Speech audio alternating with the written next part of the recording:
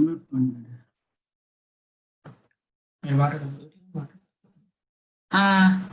Sir, am I visible?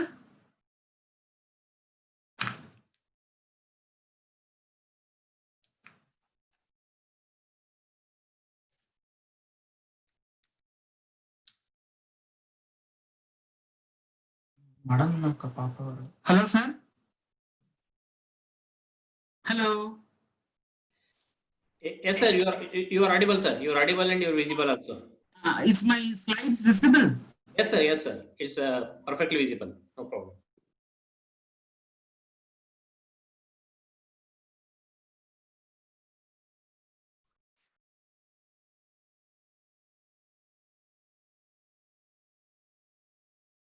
Slide share.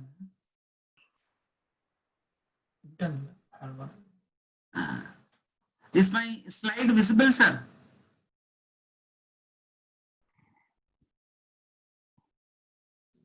Gopal sir, yes, everything is visible. Perfect. The slide is visible, huh? Yes, sir. Perfect. Okay, I'm changing the slide. You can just Yes, see. yes, sir. Please.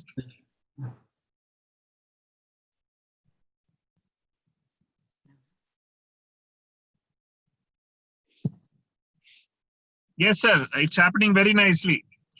Okay, sir. Okay, sir. Okay, sir. Fine, fine. Done. Okay, sir.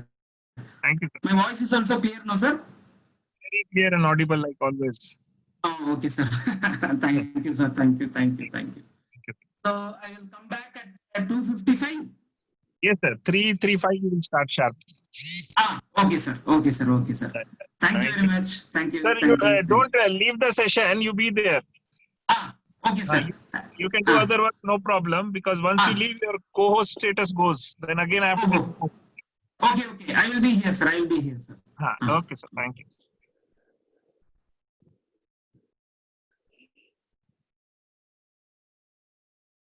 Leave meeting కాదు ఏం చేయాలి మనం ఎట్లా చేయాలా ఈ share ఉంది share screen click చేసేసి presentation share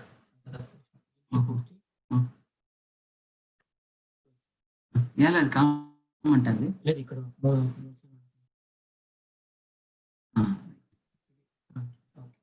ఇది రెండు ఇందులో సపోజ్ కాలేదంట ప్రెస్ చేయాలా లేదు మౌస్ ఉంది అది వచ్చి ఈ సైడ్ ప్రెస్ చేస్తే ఈ సైడ్ ప్రెస్ చేస్తే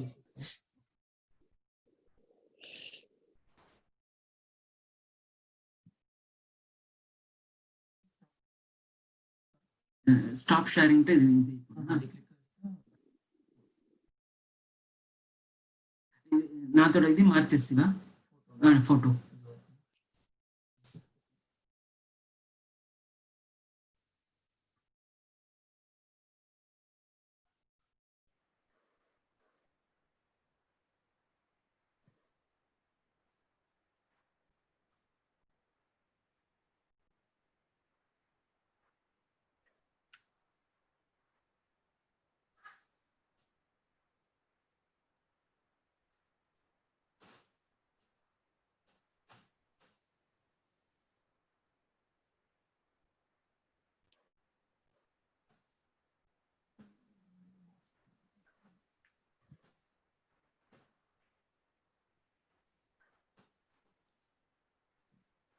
ఫోటో లేదా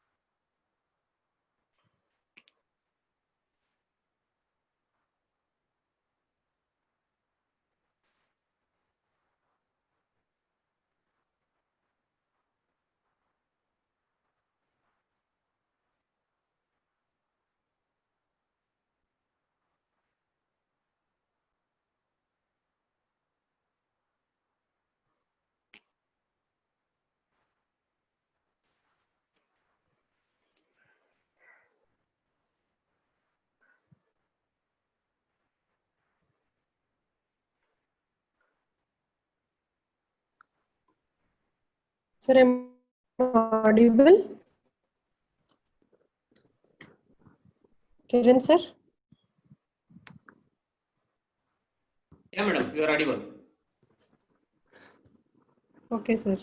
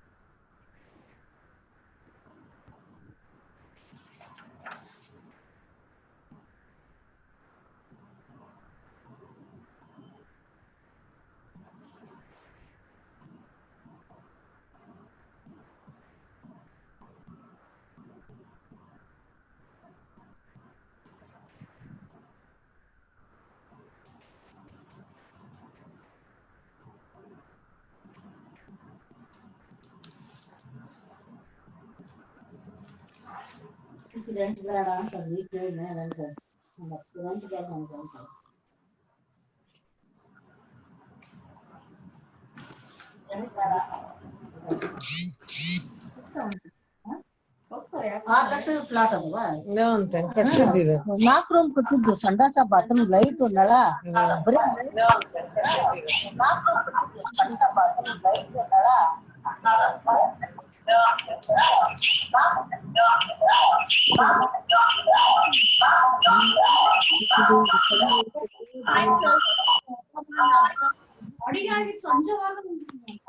ನಿಂದಾತವರೇ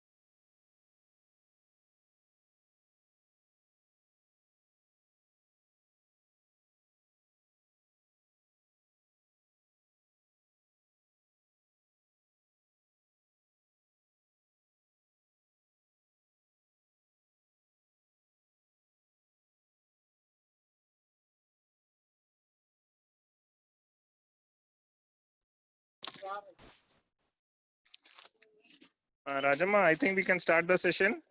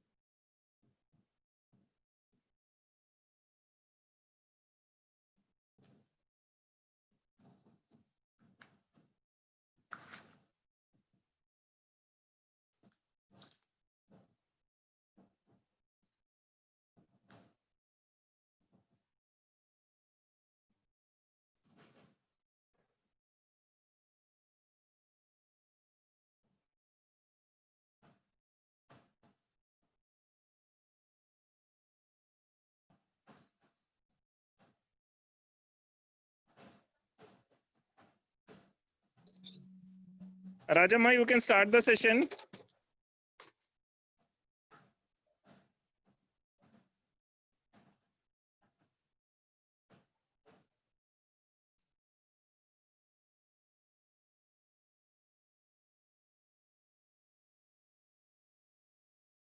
No, it is coming now. Right, sir. Oh my God. Namaskara ellarigu. Good afternoon, everybody.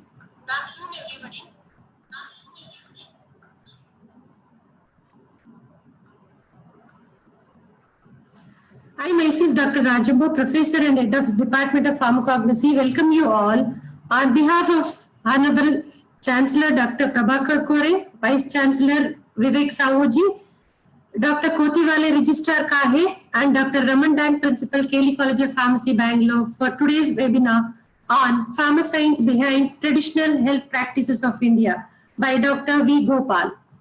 Kelly University stands for excellence built on strong values and principles. Kelly Society was founded in 1916 by Saptarshis, the 7 educated youth, with the objective of bringing education to North Karnataka region. Now it is spread all over the India and abroad. Today, Kelly Society runs over 242 educational institutions under the able guidance of Dr. Prabhakar Kore. We salute his work.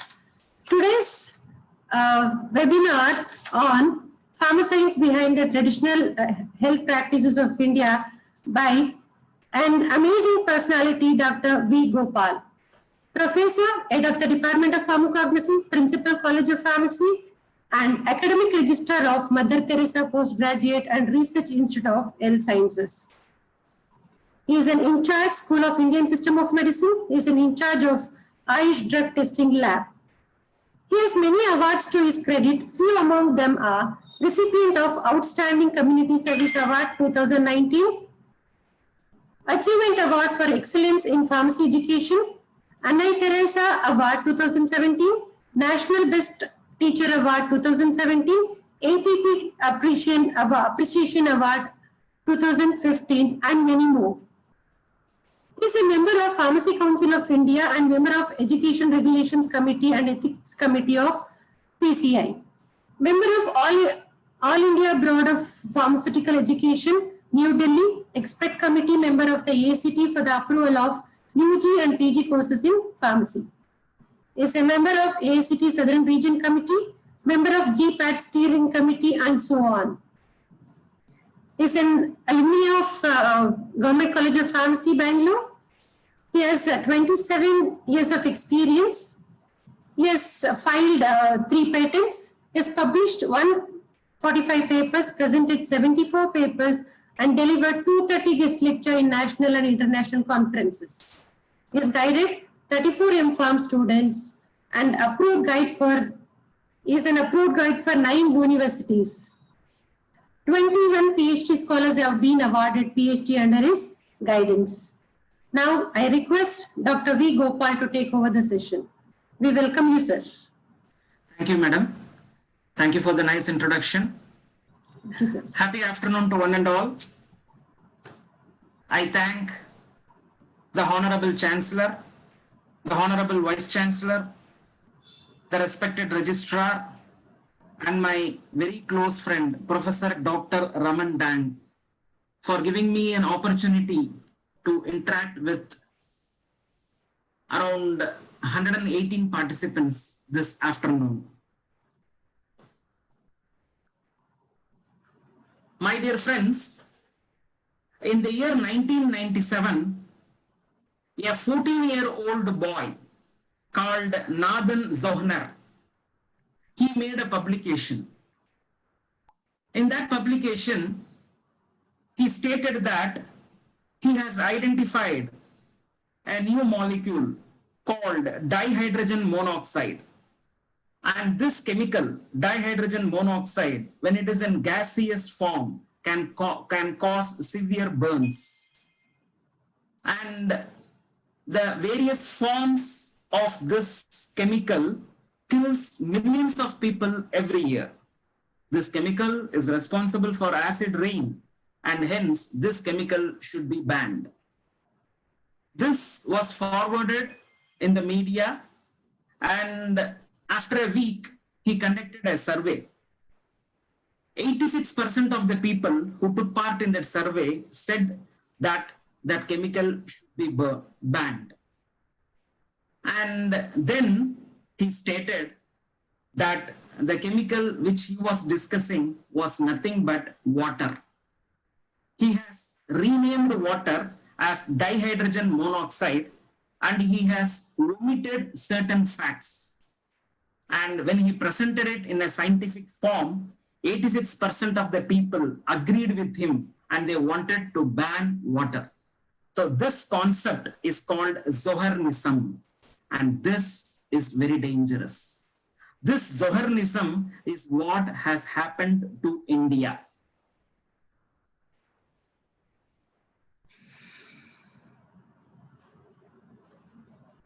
India has and had a very glorious past.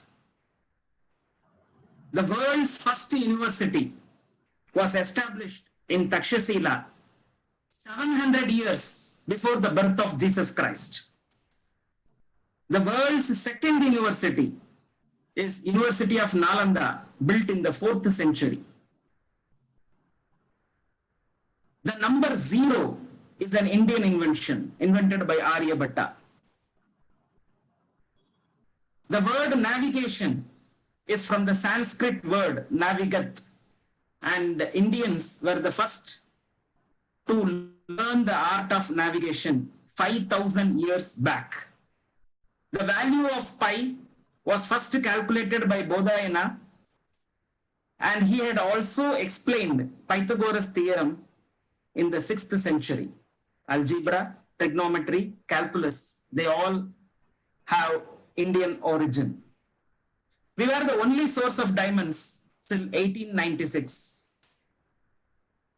An American-based apex firm, Institute of Electrical and Electronic Engineers, has clearly proved that Professor Jagdish Chandra Bose, an Indian, has invented wireless communication far before Marconi.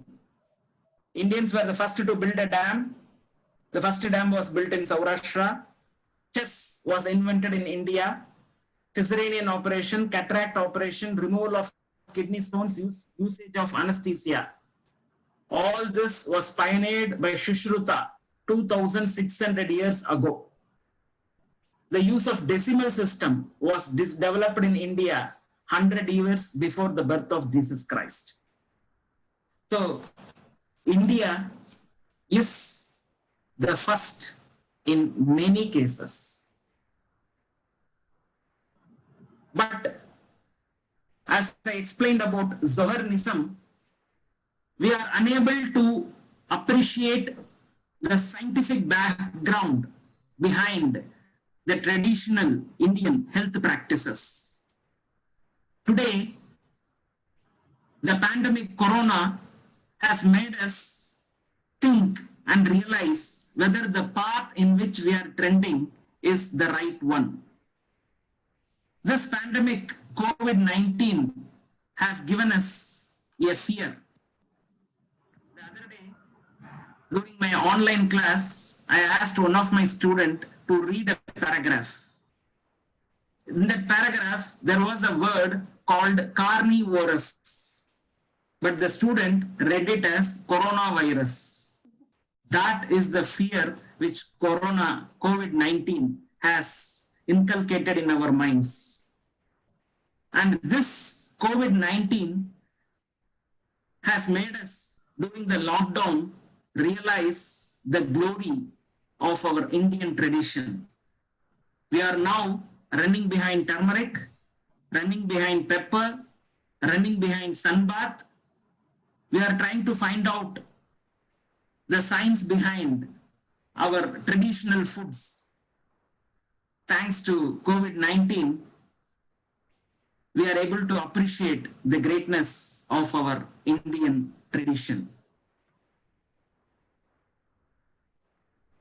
Ancient man, he started discovering drugs based on the doctrine of signatures. He looked at the bean and then he thought the bean is looking like kidneys. So it could be useful in kidney disorders. He saw at the walnut, it was looking like the right and left hemispheres, upper cerebrums and lower cerebrums of our brain. So he thought it could be useful in memory enhancing activity. And he took a transverse section of the iris, the radiating lines, looking like the human eye. So he thought it would be useful for the health of their eye. And today has endorsed his belief. The greens, because of sodium, because of calcium, they have been useful in strengthening our bones and they resemble our bones. Avocado looks like a womb and a child. So he thought it could be used in gynecology. And in traditional Indian systems of medicine, it is used as a food medicine for many gynec disorders. Similarly, fig, it is used to increase the mobility of male sperm and it resembles the scrotal sac. The mushroom have a resemblance to the ear, and in our traditional South Indian practice, if consumed, it is said to be useful for maintaining the health of our tympanic membrane and the external auditory canal. The grapes, they look like the alveoli, and it has been recommended for the health of the lungs. Today, during Corona, many of the traditional Indian practitioners, they are recommending grapes.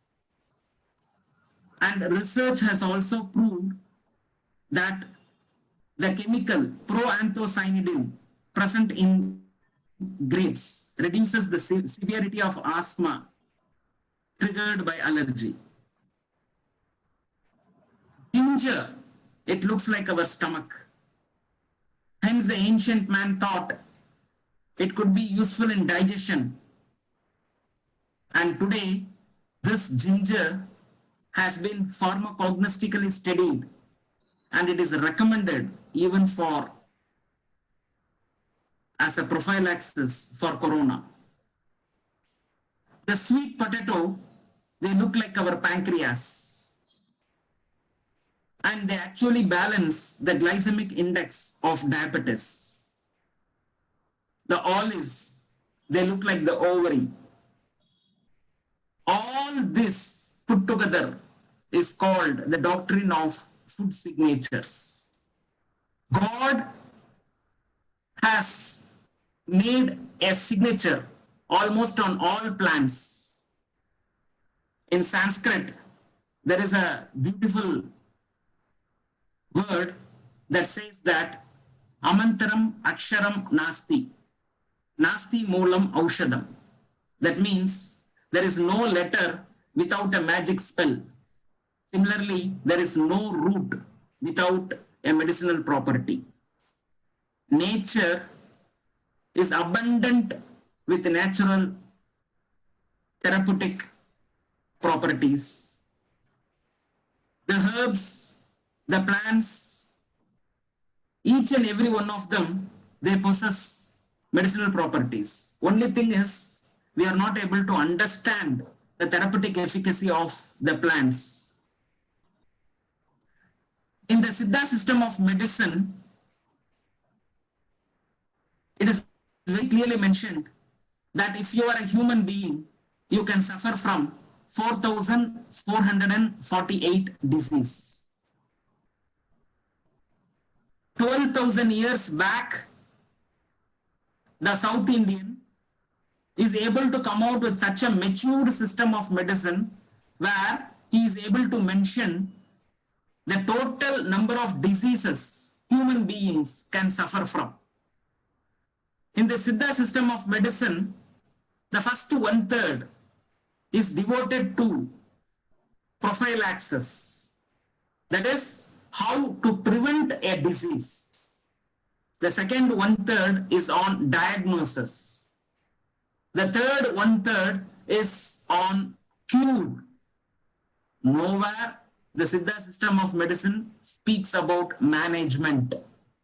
But today, we are only managing. We are managing diabetes, we are managing hypertension, we are managing various skin diseases. We are not concentrating on cure. From the Indus Valley civilization,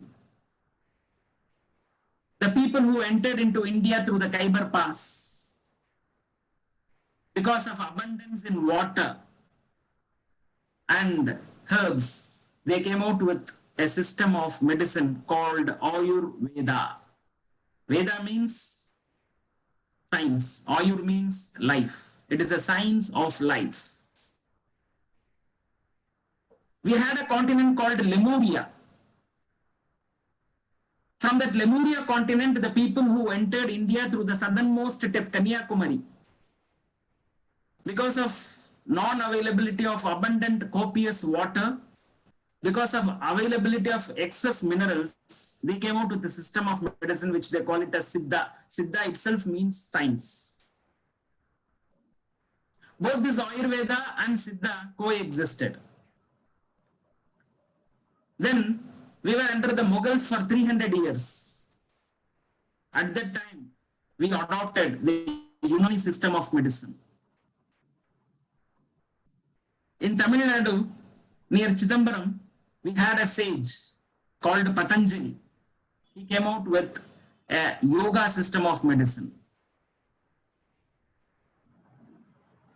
Because the homeopathy system of medicine invented by Samuel Hahnemann did not have any side effect or adverse reactions, it was also accepted as an Indian system of medicine.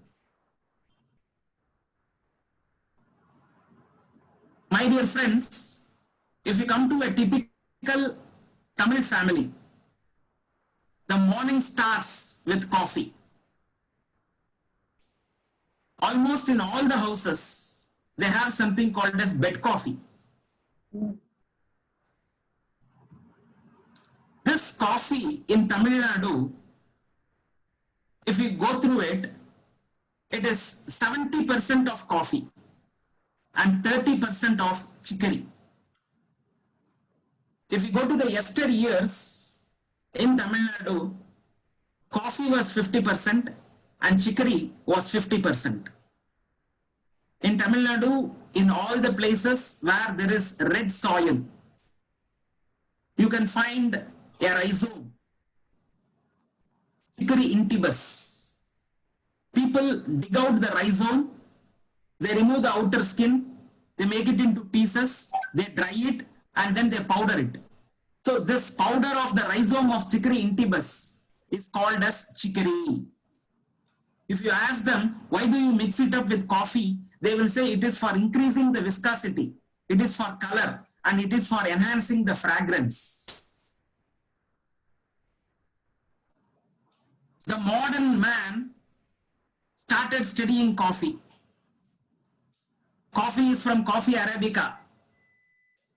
The fruits of Coffea arabica are taken.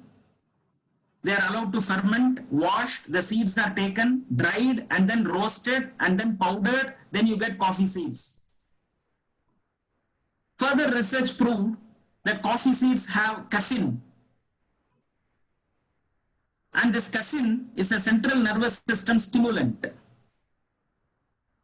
Then the scientists started studying chicory, which was mixed with coffee powder in South India. Chicory did not have any caffeine. So then they said chicory is an adulterant. But in many places they said chicory is a substitute. But scientists started saying chicory does not have caffeine. So it is an adulterant. We started blindly believing it. And slowly the percentage of chicory in South Indian coffee was reduced. As I said, initially it was 50-50. Now it is 70-30. In many places, it is 90% coffee, 10% chicory.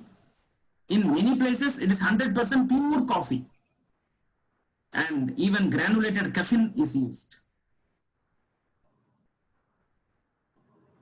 In America, chicory root powder is available. It is taken as a nutraceutical. It is also called as inulin powder. We have various health benefits of inulin.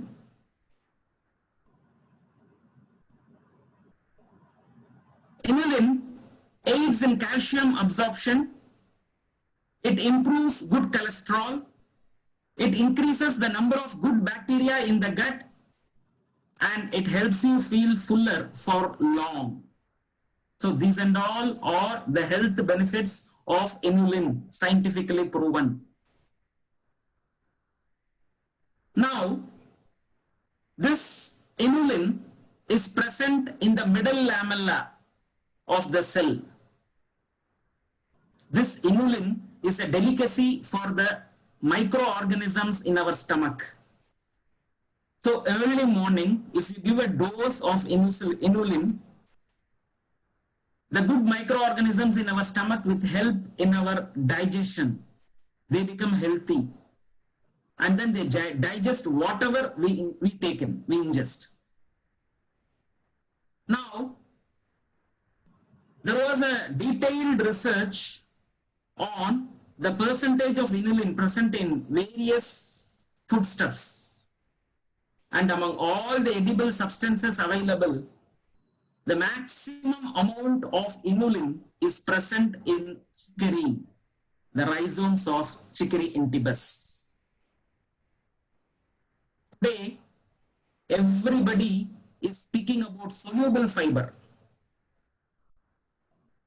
Scientifically, it has proved that soluble fiber prolongs stomach emptying time so that sugar is released and absorbed more slowly.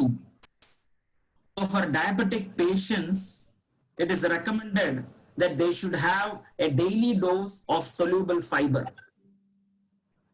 Soluble fiber lowers total cholesterol, low density lipoprotein cholesterol, that is the bad cholesterol, and therefore it reduces the risk of heart disease.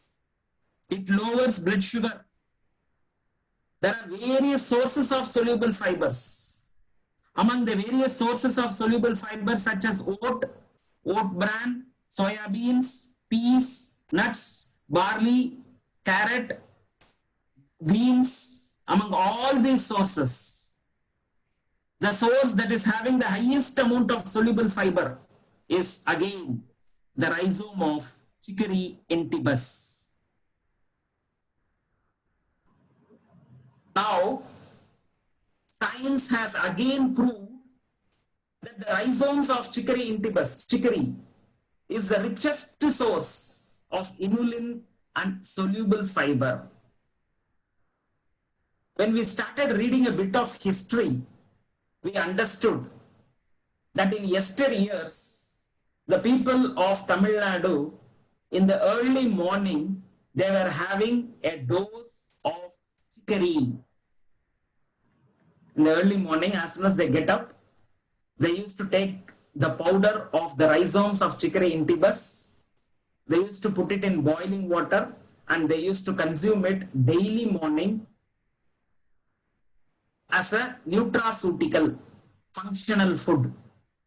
Now, the taste of chicory is very bland, and for that, as a flavoring agent, they started adding coffee.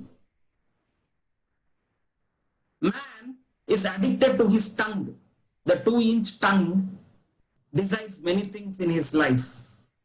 Because of addiction to taste and fragrance, he started giving more importance to coffee, which was added as a flavoring agent for chicory. So slowly the percentage of coffee started increasing. The percentage of chicory started reducing. And a few years back, it was 50-50. But today, as I said, Zoharnism, suppression of certain facts. People started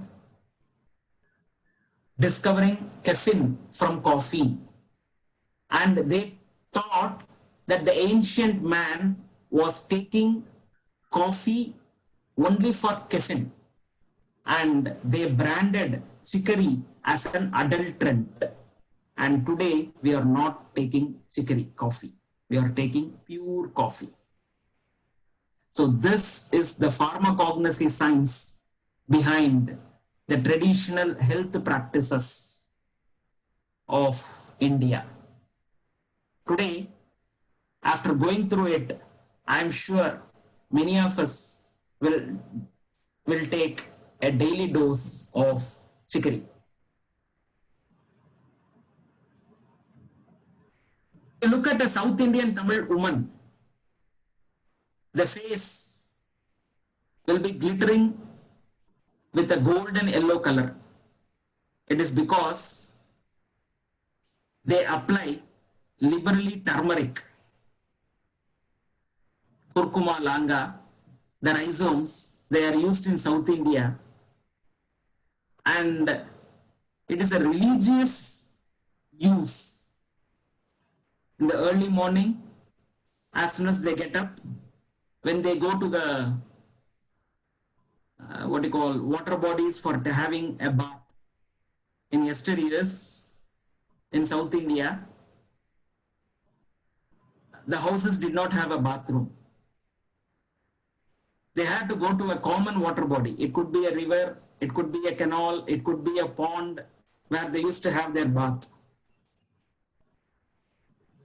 There is one research which says that having a toilet, a washroom inside the room is not healthy. And our forefathers, I think, approved it. That is why the houses in those days did not have a bathroom attached. It was always detached. And they were very healthy. They were more healthy than we are. And in the morning when they used to go for their bath, they used to take this turmeric with them. They used to scrub the corms of turmeric on the stone steps of the water body, river, pond, well, and they used to wash it in the water. They used to say that it is an offering to goddess Ganga, Ganges. But research says that the smell of turmeric wards away crocodile. So in yesteryears, when they were having bath in a water body, a river, a pond, there could be an attack of a crocodile. The crocodile doesn't like the smell of turmeric. So that is why they first used to scrub turmeric on the stone in the steps of the water body, and they used to wash it in water. So that smell would protect them from an attack of crocodile. Next, when they come home, they used to make the powder of turmeric, and they used to add water, make a paste, and they used to apply it on their mud stove. Firewood was used as a fuel in those days, and the previous day, the fuel, that heat would be there. That heat would attract snakes, centipedes, and scorpions. So the kitchens were not well lit, used to be dark. So in the early morning when they come to the kitchen, if they have a bite of these poisonous reptiles, it will be dangerous. To overcome that, they used to smear turmeric paste on the mud stove. And today science proves that snakes do not like the smell of turmeric. They used to apply this turmeric liberally all over their face. It proves that this turmeric is a very good antioxidant, anti-inflammatory, antibacterial, antiviral, antifungal. It has anti-cancer properties. The first thing they used to add in food is turmeric. And today, this COVID-19 has made us run behind this turmeric. The Siddha practitioners who are treating COVID-19 patients in Chennai, they are liberally using turmeric in the food of the COVID-19 patients. And this turmeric was made into a sustained release formulation called kumkum. So this turmeric was sprinkled with lime, and a bit of gingery oil was added, and it was placed as a tilak on the forehead. So it is said that when turmeric is converted into kumkum,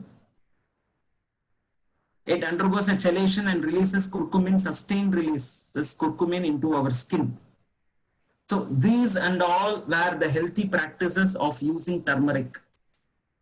But in the name of modernization, we have discontinued the use of turmeric.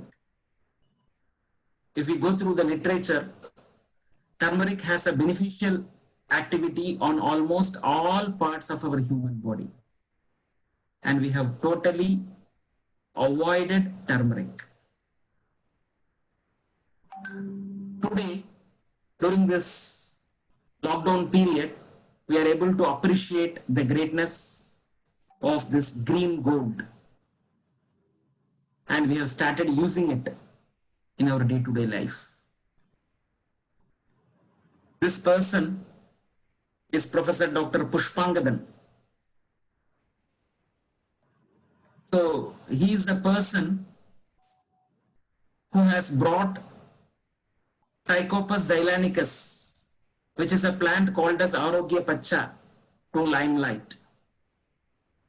He has proved that this plant, Trichopus xylanicus, is having all the properties to be named as Indian ginseng. In Trivandrum, there is a hill called Agastya Hills. So he, along with his friends and his students, they were just carrying out a ethnomedical survey in the Agastya Hills. And for that, they had hired some tribal people to help them in carrying their luggages. The tribal peoples were carrying the luggage and climbing the hill, and they never felt any tired. But our people, the scientists who were following them without carrying anything in their hands, were so tired. So when they asked them how that they are not able to show their tiredness, they said that they are chewing a plant called Trichopus xylanicus. This is called as Arogya Pacha. This plant is available in Tamil Nadu, in Andhra, in Telangana, in Kerala. And in all our Siddha and Ayurveda system of medicine, this is used as an adaptogen. But we didn't do any research on it. But Professor Dr. Pushpangadan, who was the director of Tropical Botanical Research Institute, he did research on it, and he has identified a lot of phytoconstituents from this plant, and he has patented them, and he has commercialized the patent, and the resources that was generated from commercializing that patent, he has given it back to the tribal people who has introduced this plant to him. So like this Trichopus xylanicus, which we call it as Arogya Pacha, there are a number of plants which are waiting for pharmacognosists to explore them. Something is covered, you remove that cover, that is called as discover. So here in nature, many things are covered. We need to remove that cover and discover them, and that is our duty. Near Ooty, there is a place called Hulikal Panchayat. There was a dense forest behind a temple there. The belief was people do not go to the temple in the morning hours. They all join together, they burst crackers, and then they go as a group to the temple in the afternoon, and then they open the temple, do puja, and next to the temple there is a spring. The water from that spring has been very, very tasty. So they used to collect that water and they used to close the temple and come back. There was a myth that if you go alone or in odd hours, you will be killed by some demons. Because of that fear, nobody used to go to the temple. The forest that was surrounding the temple and the spring was well preserved for ages. Huli means tiger. Anytime you go in, you can find the footprints of a tiger, Hulikal Panchayat. So the tiger used to go for walking casually. Then some, modern youth, they went there. They said, let me see which demon comes. They went with knives and some protective weapons. No demon came. Then they told to the other people, the climate there is excellent, beautiful flora, beautiful fauna. So slowly it was converted into a tourist spot. New shops came in, roads were laid out, electricity was introduced.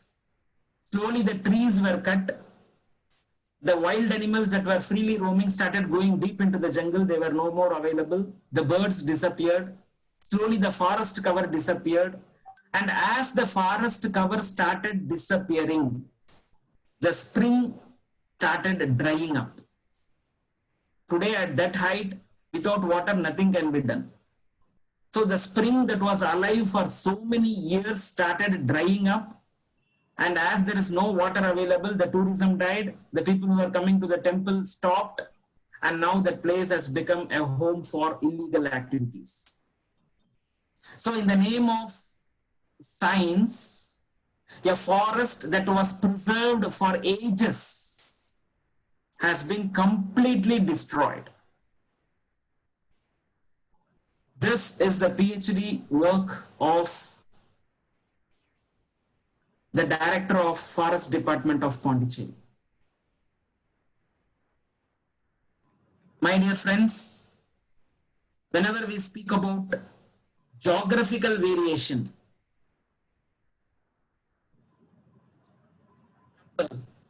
cinchona, this bark collected from a tree that is on a hilltop that grows in a high altitude will be full of quinine alkaloids. The same tree, when it is available in the valley, when you collect the bark will be devoid of quinine. This was very well known to our forefathers. They used to say that cinchona bark has to be always collected from a hilltop. And this cinchona bark made Samuel Hahnemann think. He consumed this bark and he had the symptoms of malaria.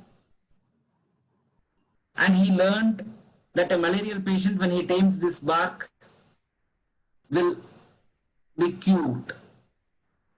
So thinking about this, he came out with this phenomenon, like cures like. And this cinchona bark is the founder of homeopathy.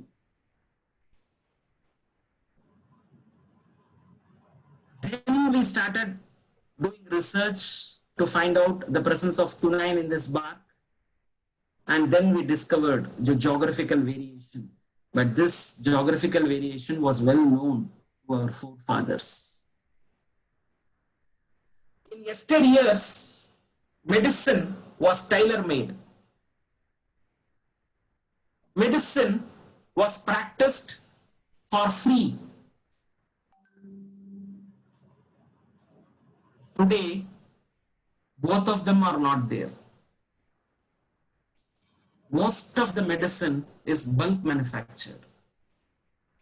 And medicine is now not practiced for free, it is chargeable. So when profit takes the driver's seat, ethics takes the back seat. In yesteryears, in our Indian systems of medicine, because medicine was practiced for free, there was no need for the traditional doctor to adulterate or substitute. So there was no adulteration, no substitution. It was done as a service. So the quality was always maintained. There was no need for quality control. And hence the quality control studies was not done. But today we have the same science, but driven by profit. Today, in the entire Tamil Nadu, the people are behind Kaba Jora Kudineer. It is a Siddha formulation having 15 ingredients. It is claimed to be very much useful as a prophylaxis for COVID-19 in the management of COVID-19. It has 15 ingredients. Because of heavy demand, the supply of a few ingredients has dwindled down. Now, if you come to South India, in many places, as a cottage industry, they prepare this Kabajara Kudineer and then they distribute it. Now, this Kabajara Kudineer in the ancient period was given for free, and hence the quality control studies have not been done. Now, today, after profit taking up the driver's seat, the same formulation is available. Because of non-availability, because of heavy demand, less supply, many of the ingredients are not being added into this formulation, and we do not have a quality control study to establish the quality of this formulation. So this is the need of the hour. As pharmacognosists, as pharmacists, it is our duty to standardize these formulations. The raw materials will have to be standardized, in-process quality control has to be established, the finished product quality control has to be enforced. This is the need of the hour. If quality is not enforced now, then its therapeutic efficacy would be reduced, and again people will lose faith on this traditional glorious Indian system of medicine. The another very popular formulation in Siddha is Andrographis paniculata. We call it as Nilavembu Kudineer. This Nilavembu Kudineer has many ingredients, But if you take them alphabetically,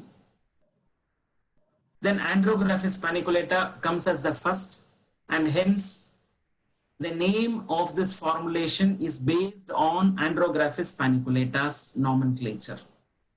Andrographis paniculata in local language is called as Nilavembu, and hence this formulation is called as Nilavembu Kudinir. It is an official formulation. It is useful in the management of chikungunya. It is useful as a prophylaxis for COVID-19.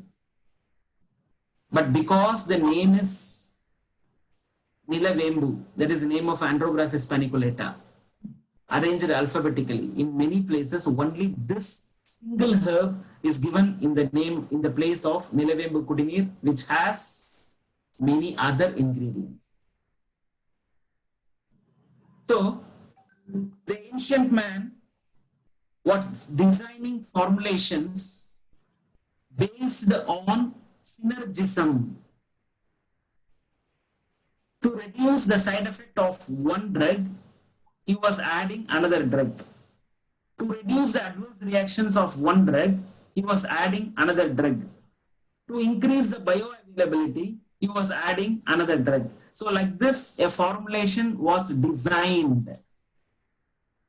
Now, this formulation, when it is designed over generations, so initially it will be a home remedy. One generation is called 30 years. For 30 years, when it is used in the home, the formulation is developed and then it is given to the community. So in the community, it will be practiced for 30 years, second generation, and it will be developed. And it's still, its efficacy is being maintained for 60 years. Then it is added into a system of medicine, the Siddha system of medicine. It becomes official in a system of medicine only when it is practiced or only when it is in use for 90 years. That is 3 generations. Each generation consisting of 30 years. These and all are the ingredients of Nilavembu Kudinir, which is a Siddha formulation. In this, Santalum album is very costly. In our laboratory, we had procured a few of these formulations, and then when we tested it, they did not have Santalum album because it is costly. Conveniently, it was avoided. Similarly, the availability of pay poodle, Trichosanthus cucumeria, its availability is less. So that was also not available in many of the formulations. So establishing the quality, coming out with monographs of these traditional formulations is very, very important.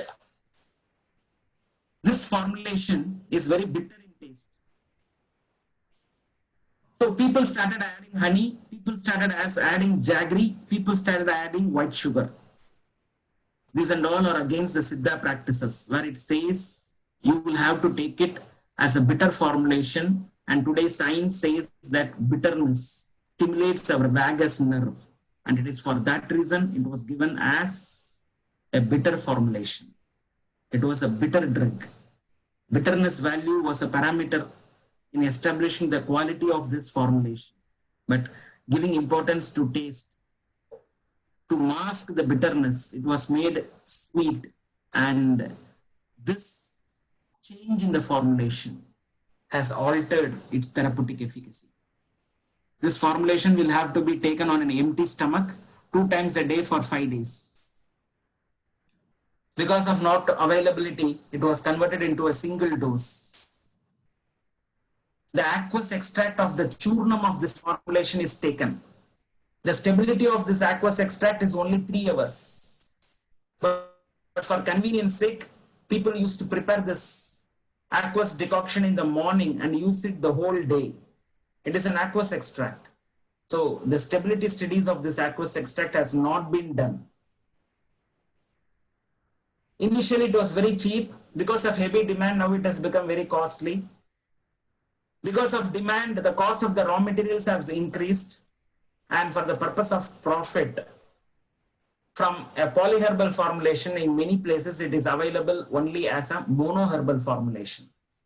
The worst part is what raw materials are available in excess is being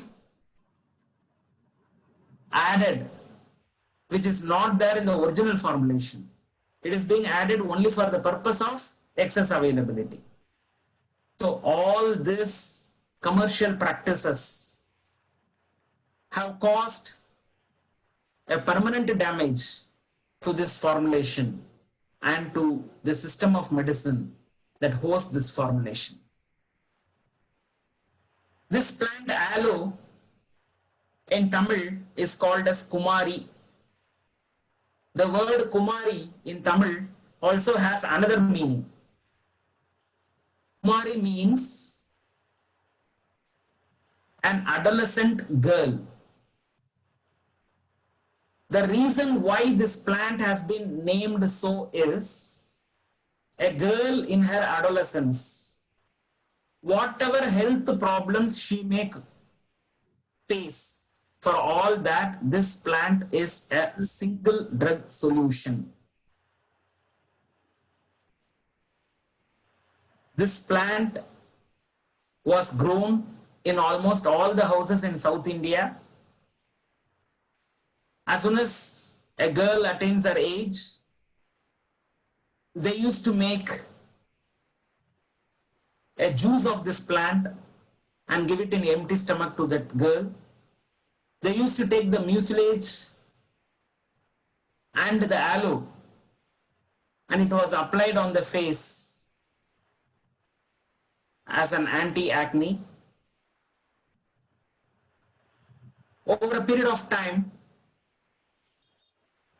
people started forgetting this plant. The use of this plant in native cosmetics was discontinued, and this plant was disappearing from the kitchen garden of the individual houses. But today in cosmetics, this plant has again made a big comeback. Lot of research papers on the cosmetic potential of this plant. So it is a cycle. What our forefathers have found using their scientific knowledge, we have forgotten in the name of modernization. And again, in the name of scientific search, we are going back to our traditional glory. My dear friends, if you go to any South Indian, especially Tamil home, in the entrance of the home, you can find this. There will be a comb of turmeric, there will be a thorn, there will be chilies, there will be a lemon, there will be alum. So why do they tie this? They used to say it is to ward off evil spirit. But it is not so. There is science behind it. The science is, this alum is a air purifier. And this lemon and chilies, they were used as an antidote for poisonous bite of reptiles. This thorn was used to remove thorns. This turmeric was an antiseptic, and this coconut was a medicine for hypoglycemia. So this that was tied in the entrance of every home was in fact a first aid box.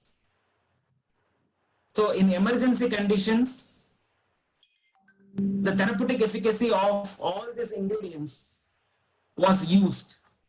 So a first aid box was slowly renamed as a superstitious ornament for warding off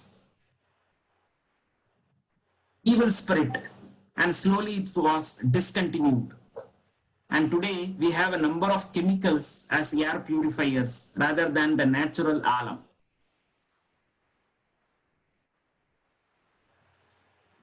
the South Indian, in the Siddha system of medicine, it has been recommended that we will have to take only unripe banana.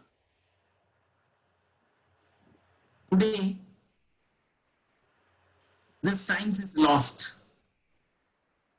But again, science has proved that if a banana is overripe, then it is the highest in sugar and lowest in fiber content, and hence it is not good for consumption, especially for people above 40 years of age.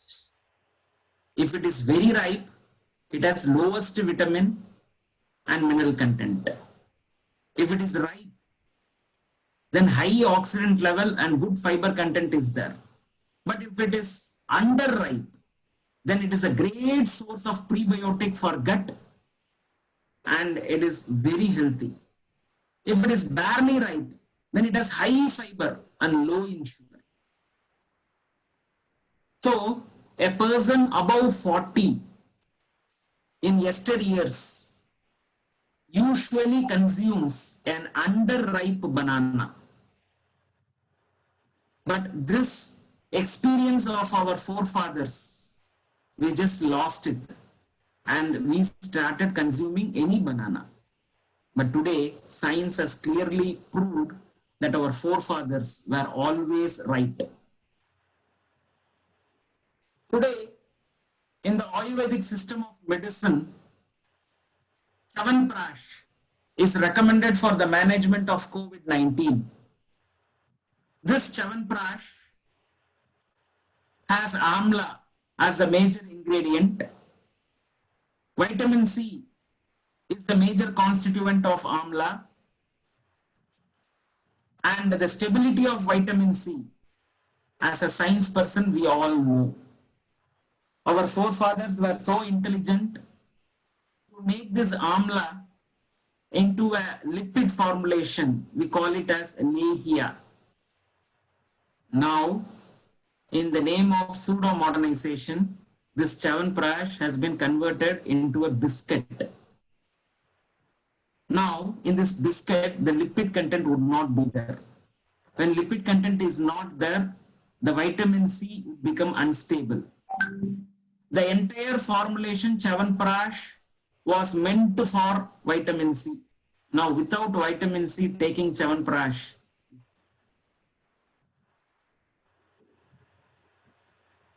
my dear friends, in my college, we used to have a number of honeycombs.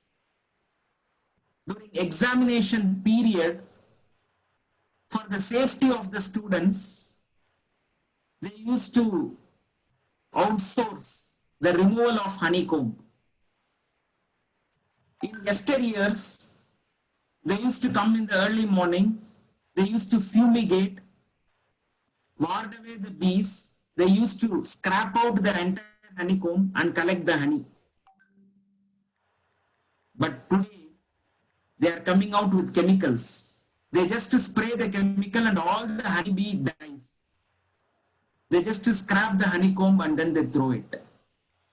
Now, because of using of chemicals to remove the honeycombs, the population of bees have come down. Because of that, the pollination has reduced.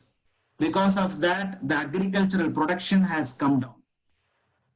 In yesteryears, we were not going against nature. We were living with nature. Today, we have gone against nature, and that is the reason for suffering from this pandemic. In Tamil Nadu, in South India, in any house, if there is an auspicious event, they will tie this plantain tree in front of their home.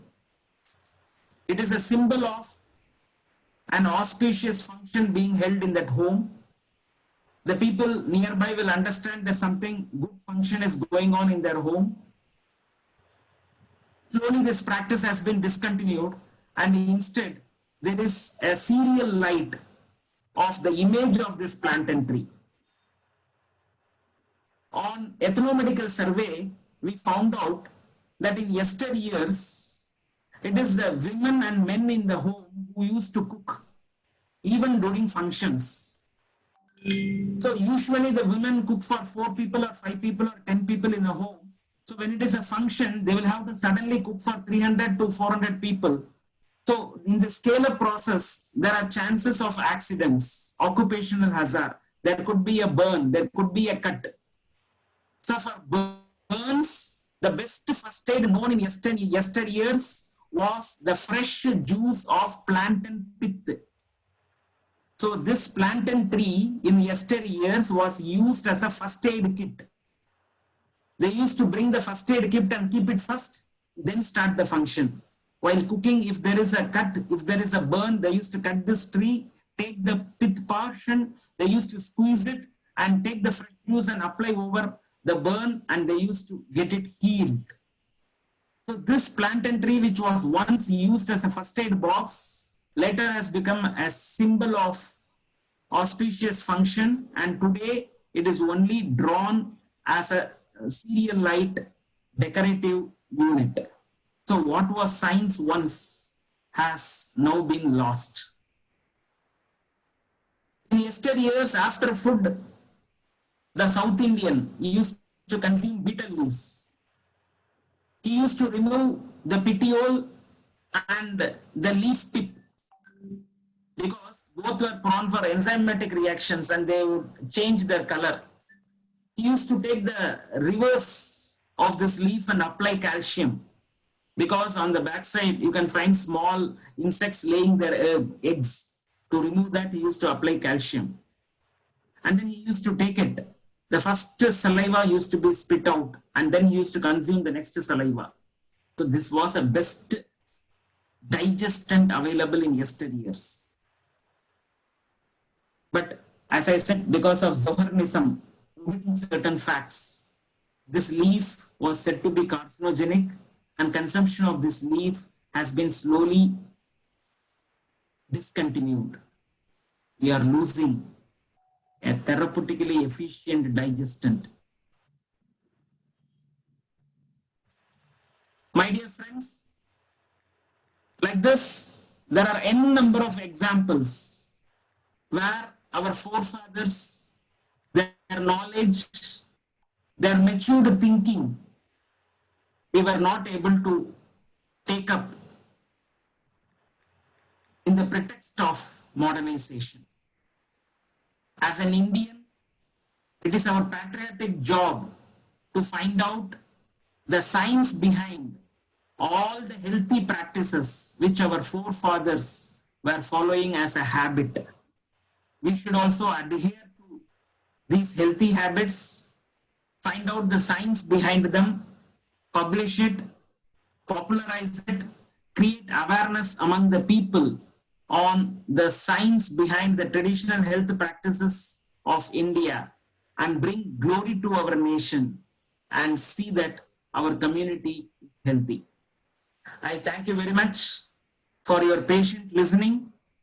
I thank the organizers for this nice opportunity, and my session is now open for questions.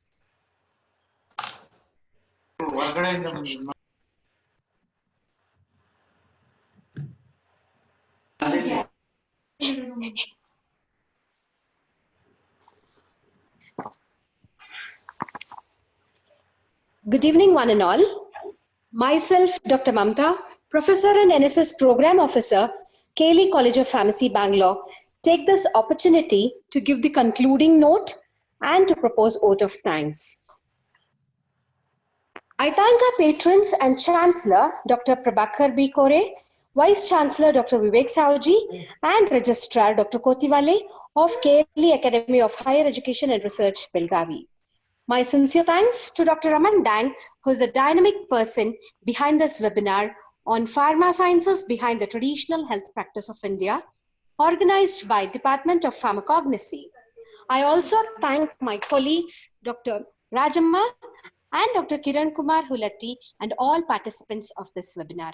Special thanks to today's resource person, Dr. V. Gopal, for his highly informative talk. He has impressed and kindled the use of traditional medicines in everyone today.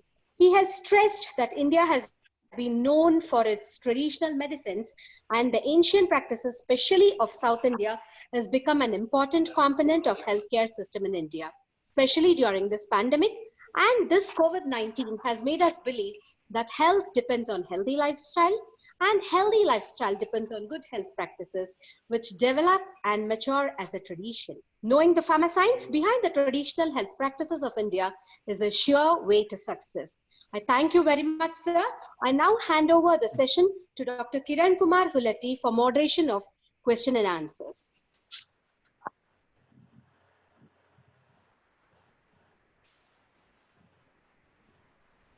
Thank you, Dr. Mamta.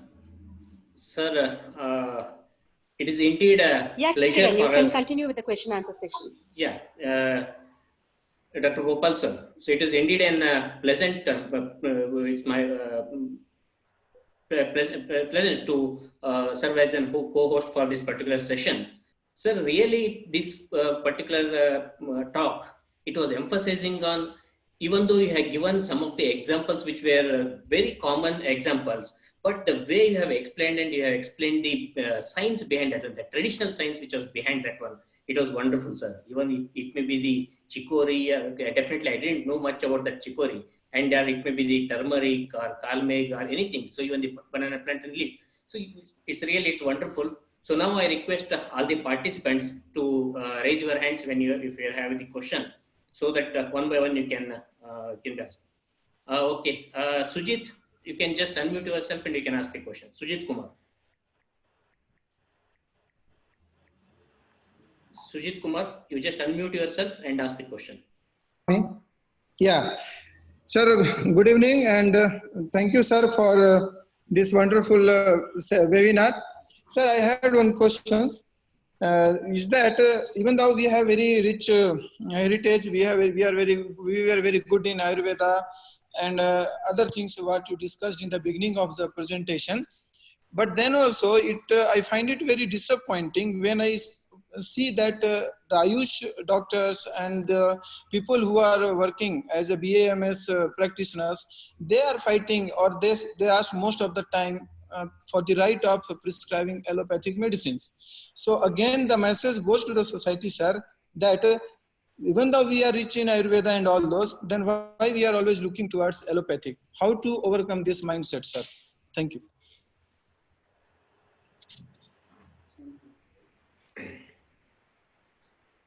Sir.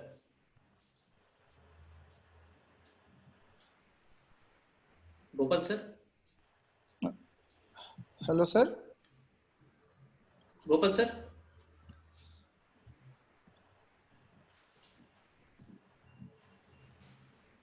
Hello.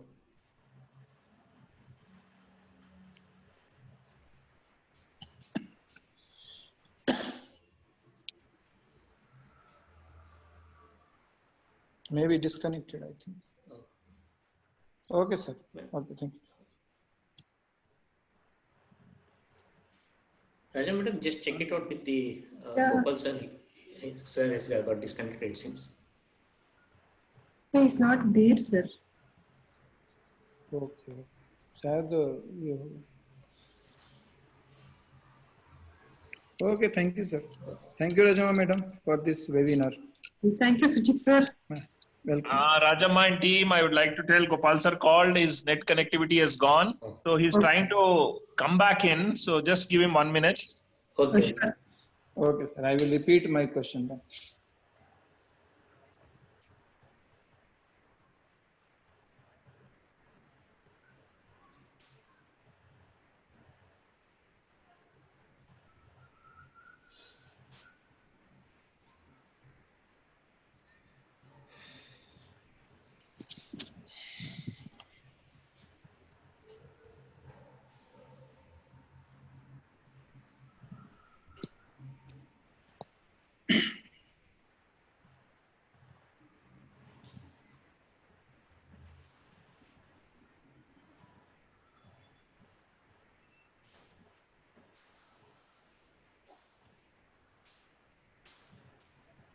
Yeah, I think Good afternoon, Gopal sir.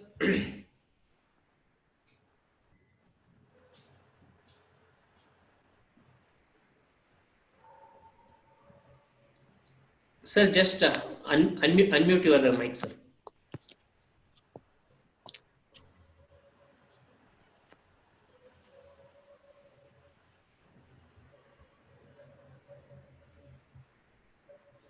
I'm unable to see him in participants. Kiran, has he joined? Sir, yes, sir. Sir is there. He's with some other name, that is Hamsaveni. Okay. Hamsaveni Hamsa. He's with other name. So we have to unmute him. Yeah, he's unmuted. I have joined from my daughter's account. Yes, sir. Yes, sir. Okay. HAMSAVENI. And now I have changed the name to Gopal V. Okay. I'm Sir, audible? yeah, yes, sir. Yes, sir. Yes, sir. Sorry, there was no Yes, data, sir. no power in my place. Shall I? Sujit sir, please repeat your question. Yeah, sir. So, good evening, sir. I am Sujit Kumar, and I would like to thank you for this wonderful presentation, sir. I have one question.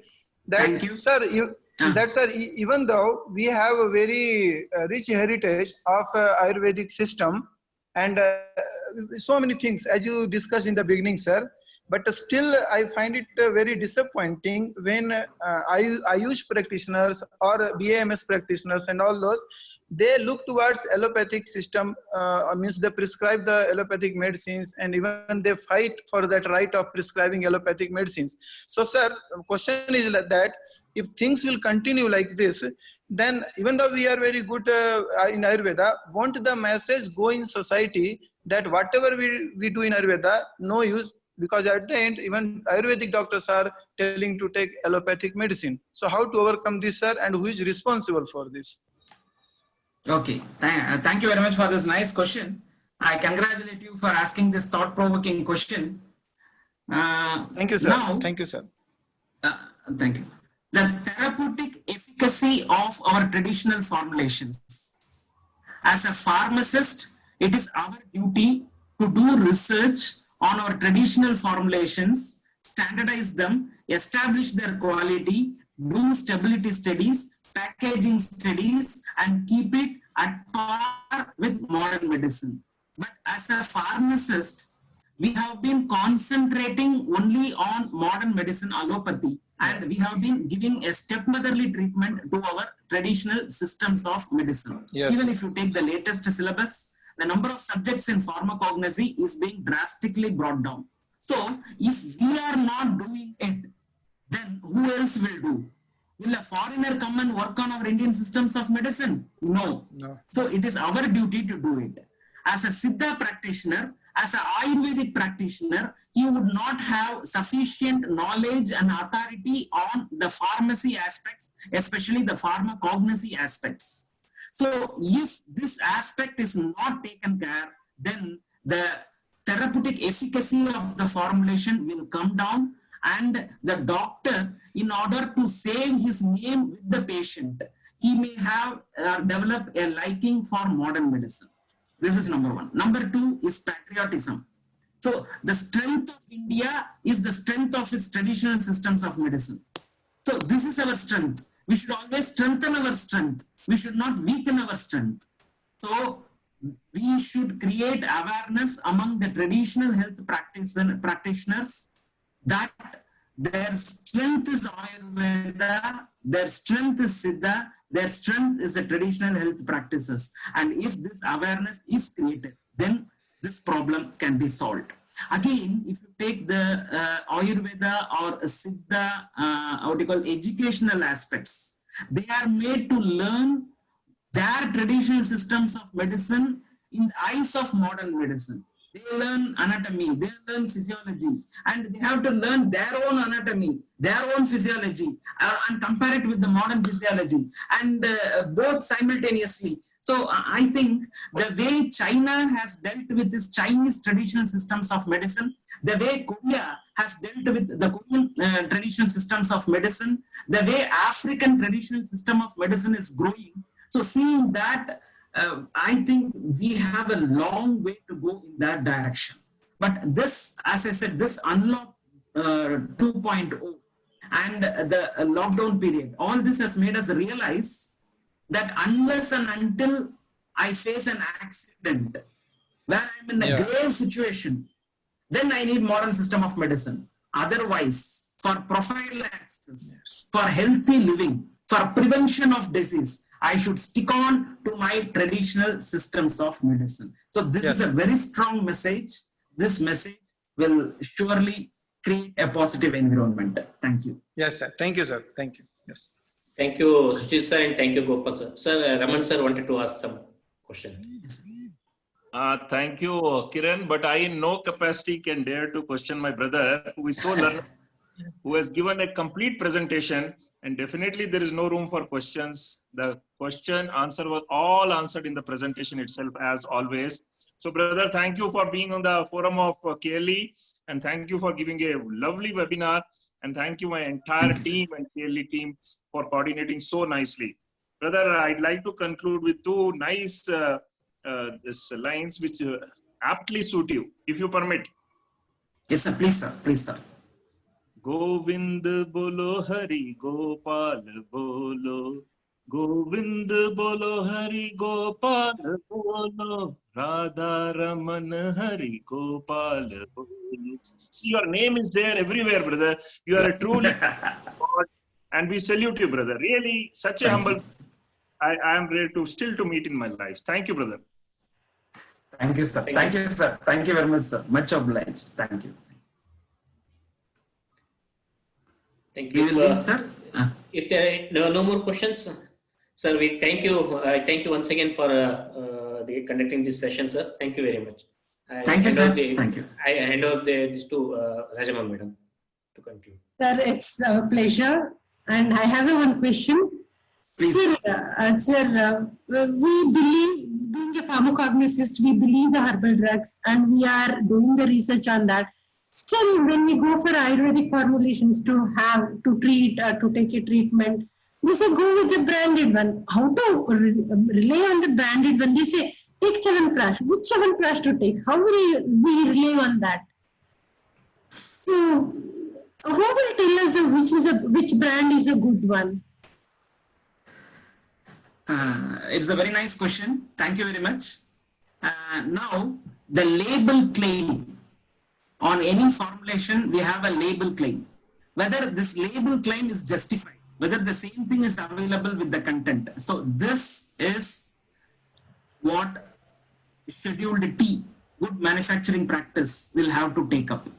Again, as a person who studies pharmaceutical analysis, we will have, see, Chyawanprash, 46 ingredients. Each and every ingredient has more than 40 phytoconstituents. So we put together 1,600 constituents. So one will interact with another. So finding out markers. Again, these markers, when it is known, they are artificially added into the product. So adding markers, multiple markers is also now not working.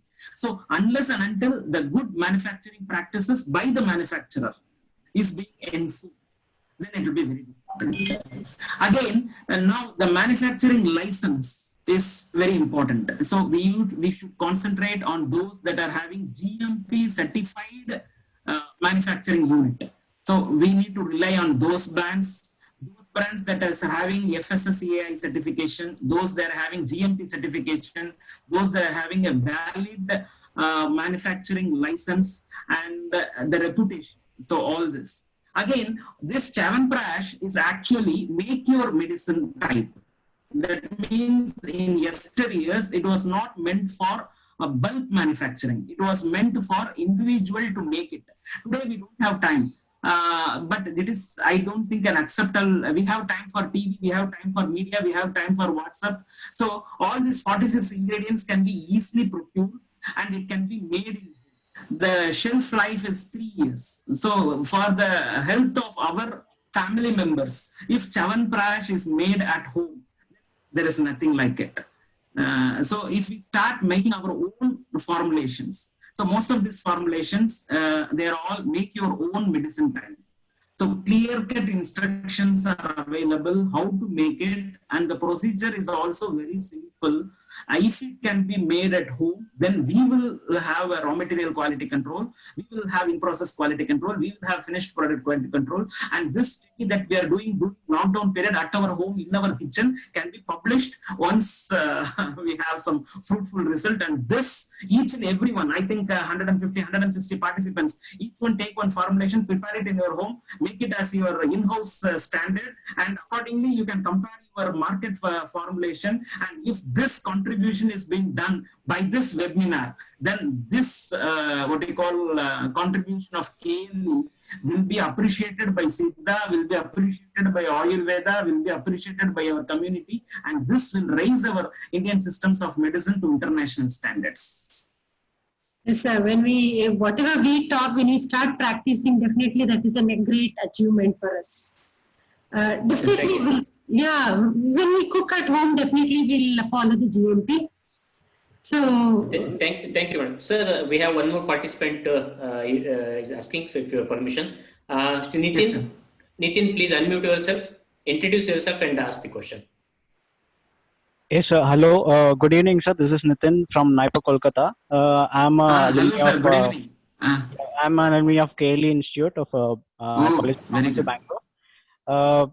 So my question is, when you said that Nilavembu Kudineer, which you said that two ingredients are not available and one ingredient like that sandal, I think it is higher price, and in that case, like when that is so costly and when it is not available, how the formulation would work for patients when it is prescribed, and if it is not working, and what is a matter of like how does it mean, how does it help the people if it is prescribed without those ingredients in it?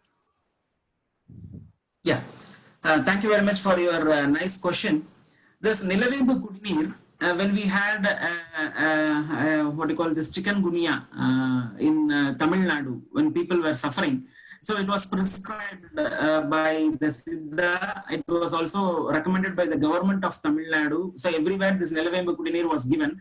And so many philanthropists and service organizations, they started preparing this Nilavembu Kudineer and distributing it.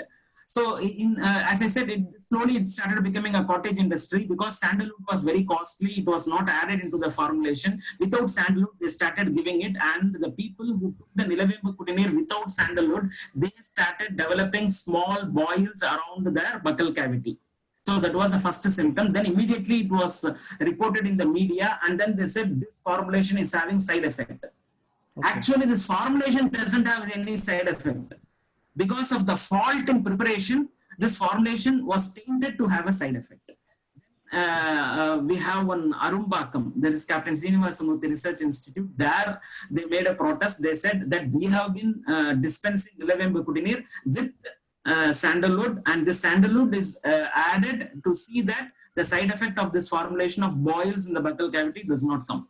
So there are proper manufacturers. Only thing is the enforcing authority must be very strong enough, and we should have markers so that all the ingredients are to ensure that all the ingredients are added in the final formulation. So if these two are taken care, then this problem can be solved. Like for example, we have one called IMCOPS, Indian Medical Practitioners Cooperative Society, that was started in the pre-independence era. They have come out with their own monograph for this Nilavembu Kudineer. So that product is excellent. So all these problems, and they have a far sight. So whenever the demand is more, they start cultivating it. So they have already started cultivation. So this far-sightedness and this proper planning, proper enforcement, that will solve this problem. Thank you. Sir, in continuation to it, one more question, sir. Yes, sir, when you speak about the markers, is it about the biomarkers which is available naturally as a natural product, or is it something, it's a man-made marker? No, I was speaking only about the phytoconstituents available naturally.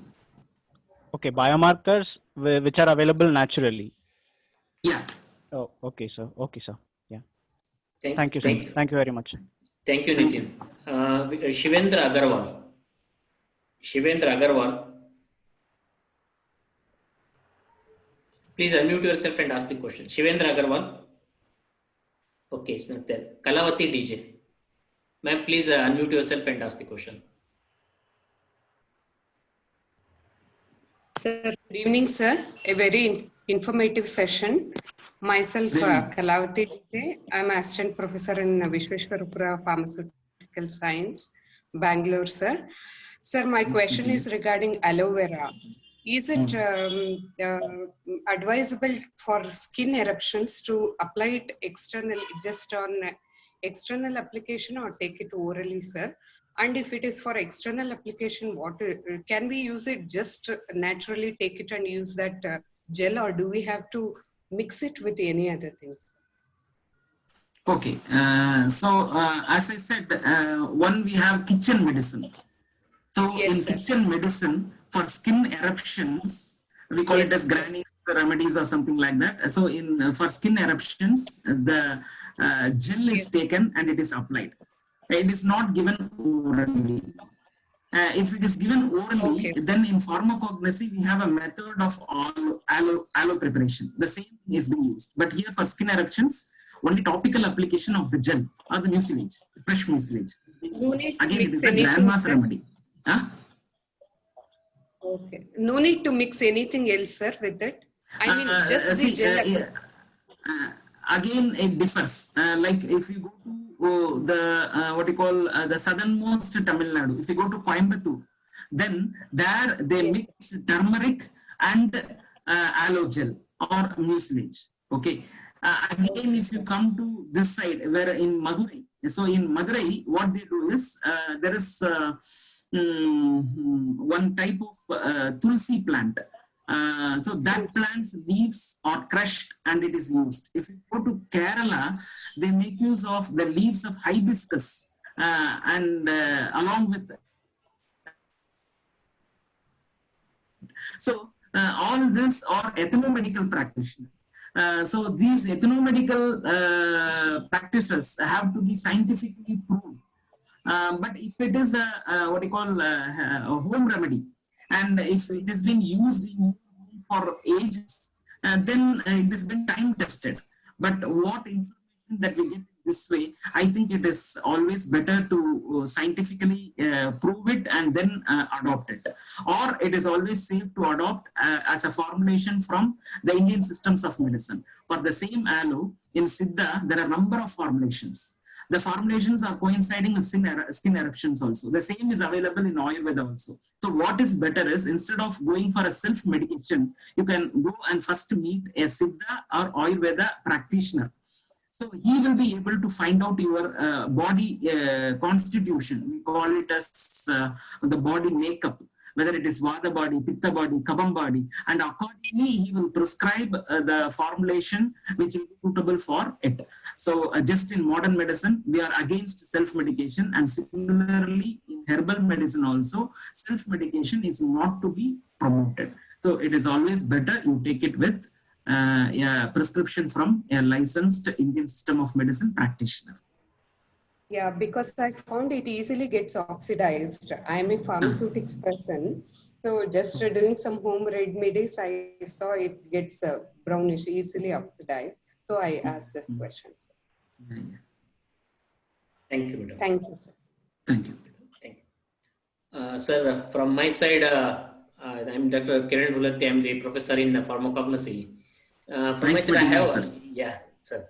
And my teacher in pharmacognosy, C.S. Sridhara. I think you might be knowing him. He's also my teacher, sir. I'm a GCP Bangalore product, sir. Yes, sir. Yes, sir. So he conveyed his wishes to you. Sir, actually, I just wanted to ask you one thing. This is regarding the controversial drugs in Ayurveda.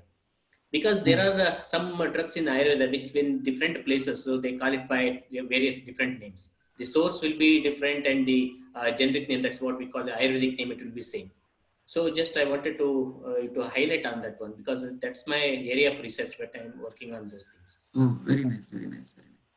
So in our traditional systems of medicine, what sir has highlighted is a major problem. One plant will have many names, and many names, a single name will be there for many plants. So this is a problem.